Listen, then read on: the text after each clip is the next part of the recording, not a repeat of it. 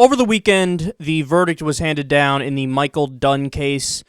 Michael Dunn, of course, he's on trial for killing 17-year-old Jordan Davis, who was a young black teen. So the results are mixed, but still upsetting.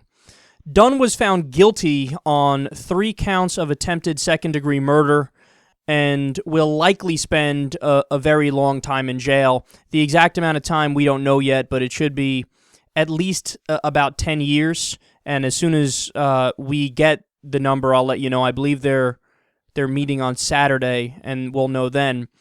But the really upsetting part is that there was a mistrial on the first-degree murder charge. The jury couldn't come to a conclusion. And the door is still open for prosecutors to seek a new trial, but for now he's not guilty of murder.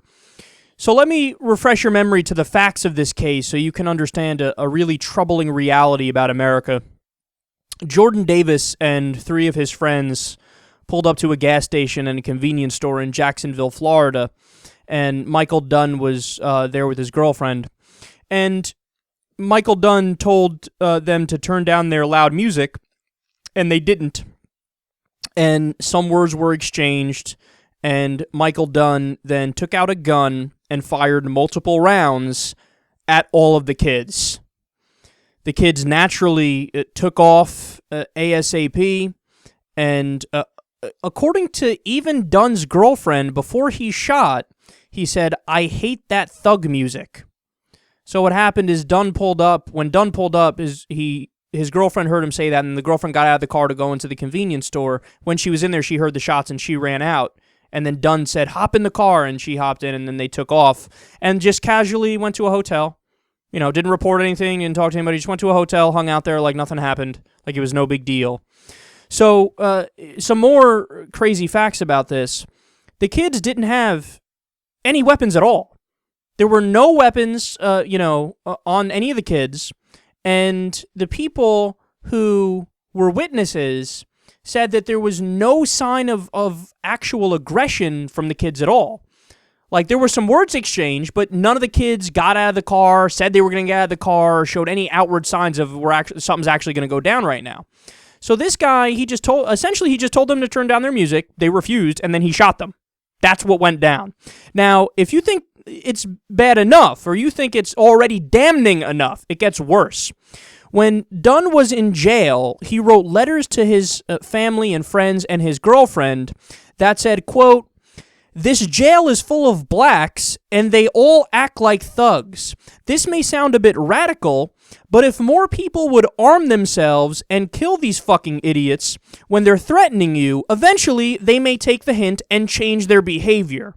The more time I am exposed to these people, the more prejudice against them I become." Well, thank you for admitting it. The dude is telling us he's racist. In these letters to his family and his girlfriend and everything, he's admitting, like, yes, I'm prejudiced. Prejudice means prejudging. So I look at a black person, that black person is the same as any other black person I met in the past. They're all the same. They're all equal. If I met some, gangster black person, it's the same as this guy who's a lawyer or a doctor or whatever. He's admitting I am prejudging. I am prejudiced against them. You think that would be important to maybe bring up in the trial? Yeah, I think that would probably be important. And the fact, look at the irony of that comment. This may sound a bit radical, but if more people would arm themselves and kill these idiots when they're threatening you, eventually they may take the hint. So you could see how clearly the black people are the thugs. When people don't act the way you want them to act, you get to kill them, Michael Dunn. But you're not a thug? So what do you define a thug as? A thug is essentially, according to Michael Dunn, a thug is anybody he wants to call a thug, and whatever he does is good by definition. So he can act as gangsterish, as thuggish, he could murder people, and it's fine because he's a good white man. Jesus, this is like the old school slave owner mentality, like the just super, super racist of anything a white person does is great, anything a black person does is wrong, and that's that. Actions be damned. What a sad thing this is. Now, here's my sad conclusion here. It appears as if a white man in America, actually, let me be extra fair. A white man in red states, or certain states that are, Republican controlled at the state level or majority white, it appears that a white man can get away with killing a black man in almost any situation.